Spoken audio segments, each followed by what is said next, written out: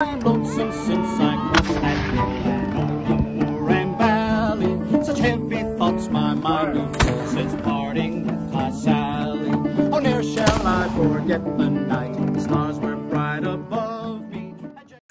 Hey everyone, it's Sort of Nerd, and today we're a little different. I doubt any people have been here since my old channel's days, except my friends. But I used to do videos in my upstairs, but now we're upstairs again because this is where I'm storing all this, and I didn't bother taking it to my bedroom because it's a lot, and I don't know if my bed can even fit all this. But today we're going to be going over my work in progress impression for Texas Revolution reenacting as a militiaman. I know this is very, very, very, very niche, especially just as a Texan myself, I thought it would be fun to do, and I live pretty close to most of the battlefields, which is a really, really cool thing to do. And I feel really, kind of have that same feeling of like, people who live near Civil War, Revolutionary War battlefields, especially Revolutionary War battlefields, you know, just being near those battlefields that changed your state or nation forever are really, really cool. And it's just a really cool and unique thing. And also, I think I'm the first person to do this. I know there's two videos. There may be more on the one topic, but there's two famous American volunteer regiments, one being the New Orleans Greys, and the second one being the Alabama Red Rovers. The New Orleans Greys have a reenactment group. They mostly do stuff at the Alamo. They have a video going over a bit of the uniforms, but it got cut off, so I don't know if there's more to that video or not. I would assume so, but I don't know. It's a bit of an old video. Still pretty cool, so go watch it. I might link it actually in the description if anyone's interested. And then Red Rovers, there is a video kind of about their uniforms. There's a reenactment group that do them. They do a very good job with that. They reenact at Goliad, at Fort Defiance. However, I think I'm the first person to do a uniform, specifically an impressions video about a militiaman in the Texas Revolution on YouTube. I have not found anyone else doing this. And so I think it's pretty cool. But again, this is a work in progress. I am not done. I've gotten way closer to done quicker than I thought I ever would. That's just due to being helped by some amazing people, which I will shout out in a bit. But yeah, well, actually, I'll do that now. So the assistant site manager at San Felipe de Austin, he has helped me tremendously with sources to get certain things, and also just he taught me how to sew. So you know, and then this guy named Michael Moore, he's been an excellent help. He's been a reenactor since he was young. He lives pretty close to me too, so we were able to meet up, and he has donated me a lot of the stuff here, and and helped me make a lot of stuff here too, so I couldn't be ever more grateful for just all of his help and efforts, because it's greatly appreciated, and I'm so excited that I've had someone to help me do that, because this is really, really cool, and it's really helped me get into this hobby easier, more affordably, and quicker, and has just increased my excitement more and more. So as you may have seen on my posts, I've started to dive a bit more into the Texas Revolution stuff. I've recently been starting the reenacting process, mostly doing stuff at San Felipe de Austin. But yeah, so that's been my main place. That's a pretty cool place. Do check it out. Other great places if you live in Texas or visit Texas and you want to go check out those historical sites. The Alamo, of course, everyone knows that one. They're not part of the Texas Historical Commission, but they're pretty cool. I can link their website. I'm also probably going to link the Texas Historical Commission's website.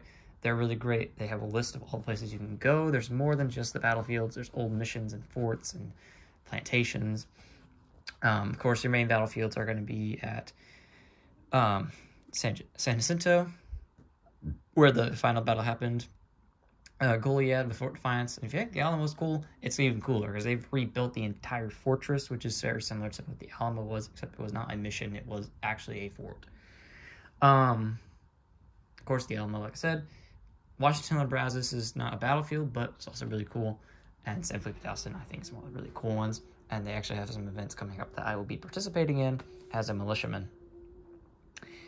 But yeah, so without further ado, let's get into this. So, quick note, Texas Revolution was fought by many of people. You had mostly Texan militia. However, you also had a lot of American volunteers, whether that be civilians who came and joined the militias, or some of your more professional groups like the New Orleans Grays and the Alabama Red Rovers. Other notorious groups are actual American soldiers and American regulars who defected and came over to fight the Texas Revolution. They were only at the Battle of San Jacinto, though. But yeah, I'm not going to get into the history of that. If you want history of that, there's other people who have really good videos about the New Orleans Grays history and the Alabama Red Rovers history, or there's books you can read. I have some of those books. But yeah, so I am portraying a Texan, a Texas militiaman from the fields, and on the outside he's a farmer of San Felipe Austin Colony, which was Stephen F. Austin's personal colony that he had at what is now San Felipe. It's right next to the Brazos River. It's pretty cool.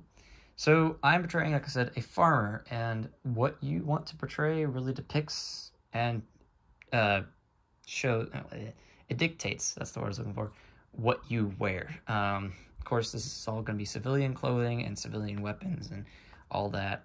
It's not going to be actual military stuff. Some guys did have some actual military stuff, but that's not as common. But you do see it mostly from the American volunteers. But yeah, so I'm a farmer, so I'll explain how some of the stuff I have portrays that. So first of all, the actual uniform I have, I am missing pants. Right now I'm using my World War I German pants as a supplement. I'm having pants made for me at the moment, and we'll be buying wool trousers soon, hopefully, for my winter uniform. And the brown wool right there will eventually be sewn into a wool overshirt, or also known as a farmer's frock. A lot of the stuff here was handmade. Actually, I think everything here was handmade, except the papers. Papers wouldn't have been handmade, but everything else here is handmade either by someone else or me, or I assisted in the process of making, stuff like that. So the undershirt I was donated graciously. It's just a plain white work shirt, undershirt. We have the correct sewn buttons, and it's a simple shirt. It has the overshirt and the undershirt, same design.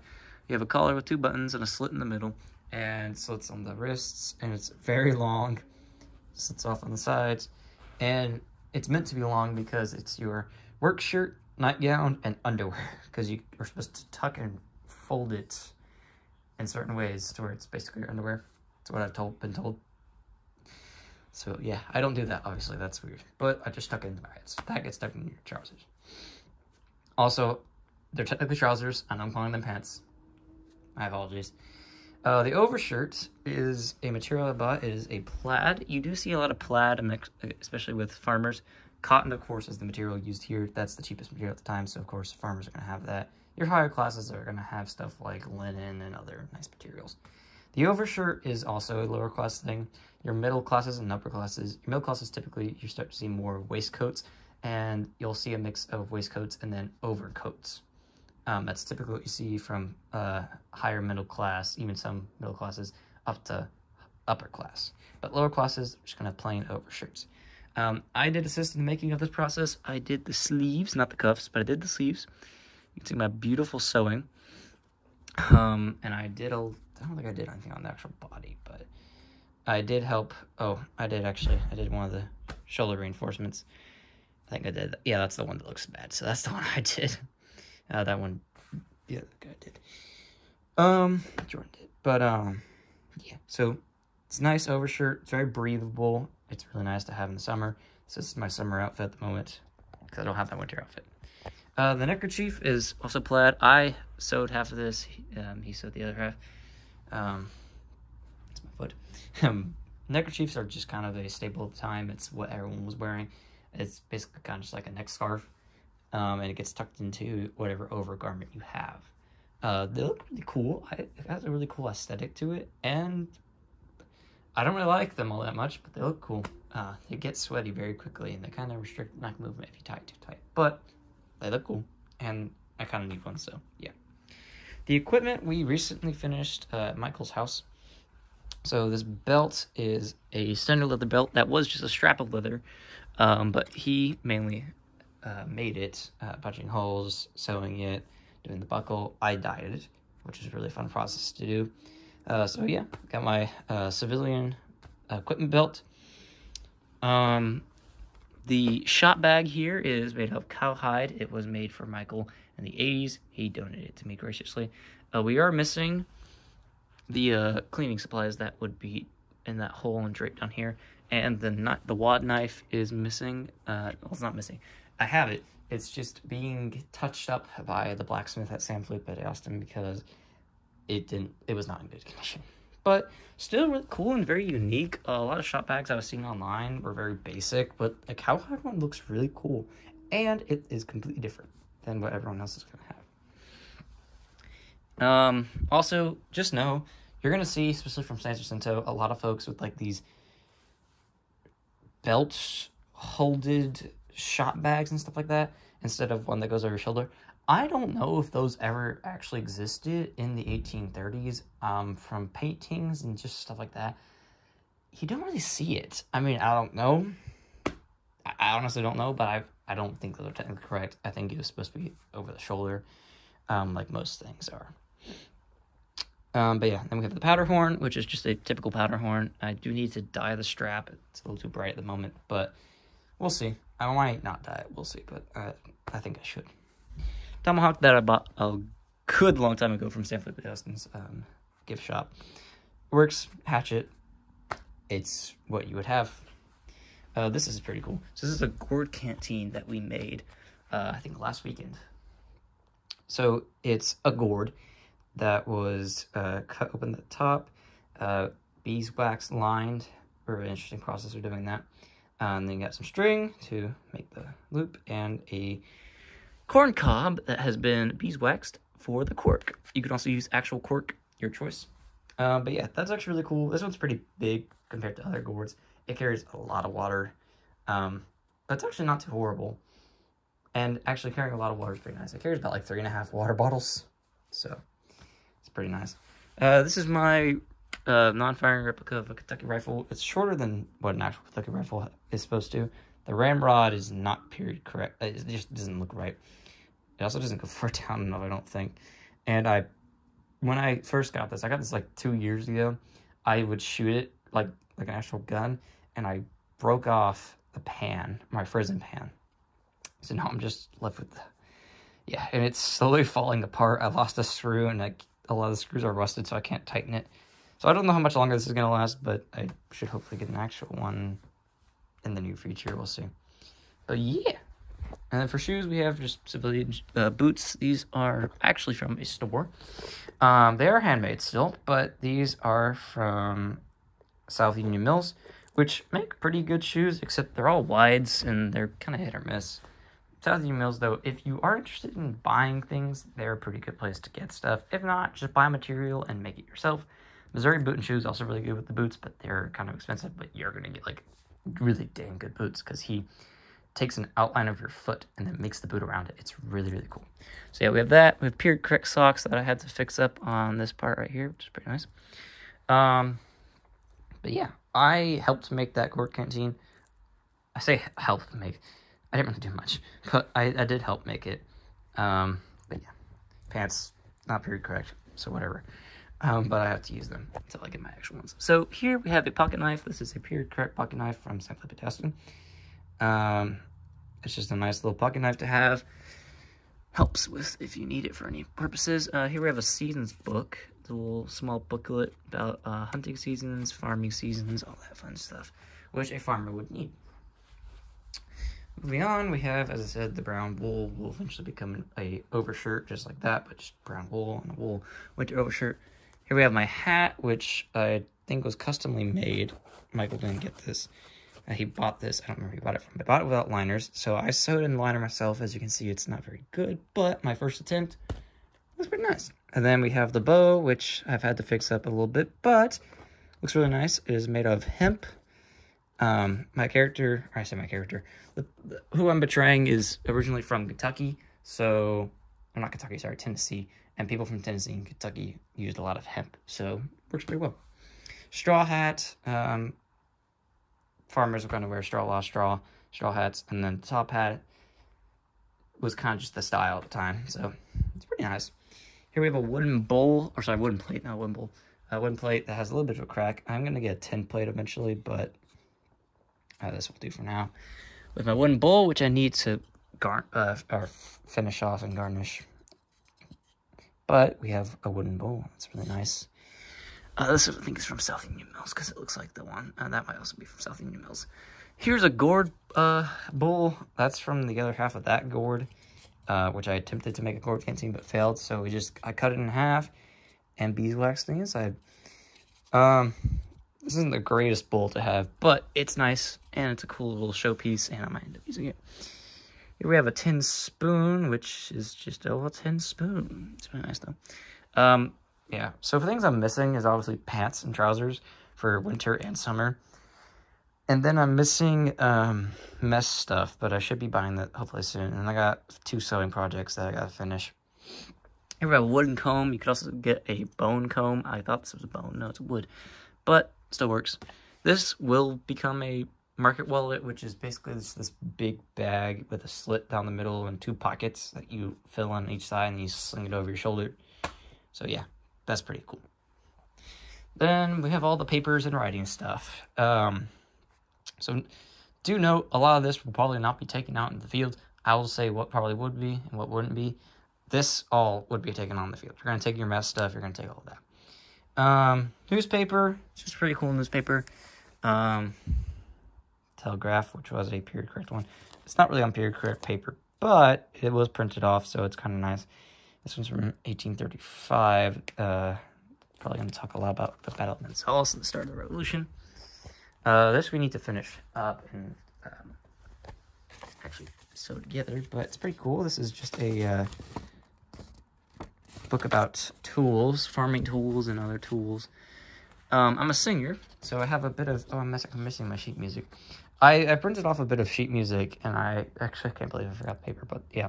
So I have paper with sheet music. One of them I printed for the Hunters of Kentucky, the actual sheet music. But here's the lyrics sheet, which would be helpful. Here we have an old thing I signed, but this is a in Spanish, of course, because this is a land grant document, and I signed it myself. It was number 36, and this is basically telling you can get land in San Felipe de Austin. We have another newspaper that was gifted. Here we have a militia sign-in thing. This is Mosley Baker's militia, so this was the one formed in 1836, as it says, in March of 1836. I have not signed it yet. I'm going to wait until I can finish my ink pen project and all that, some fun stuff. But yeah. One thing I have printed off from San Felipe de Austin, they have a print shop, and you can get printed off things. Here we have a announcement to the people of Texas, announcing the defeat of the Alamo and the advancement of Santa Anna's army, and basically Sam Houston's calling upon the people to come and join his army. Here we have a little diary book. I don't know how period correct it is, but no Mexican eagle in there because it's before the Revolution. And we have Michael wrote in this, and it's got all the got a lot of drill in it. Again, I don't know how period correct the actual outside of the book is, but whatever, it's fine. He gave it to me, so. Here we have a pencil. This is literally just a modern pencil that I sanded off and then cut very poorly, I might add, to sharpen it. And I think oh, focus. Focus. No, focus. Stop. Stop. There we go. No. There we go. Yeah, so needs a little bit more work, but pencil, that would probably be taken along with the diary. You might have your certificate probably to tout it, and newspapers will come in and out. So, inkwell, you're not taking the inkwell with you, but we have a quill that I need to finish up and actually get to a writing pen, a pen. But we have an actual period correct inkwell. Everything here is reproduction, by the way. Original stuff for Texas Revolution is basically either scarce in museums or just not usable. So that one part of the gourd, my failed attempt at a gourd canteen, I decided to turn it into a candle holder, and I have some period correct candles to go along with it. And anyways, that's going to be it. Thank you for watching. I'll see you next time. Alas, no more the finer day, but each but doth remind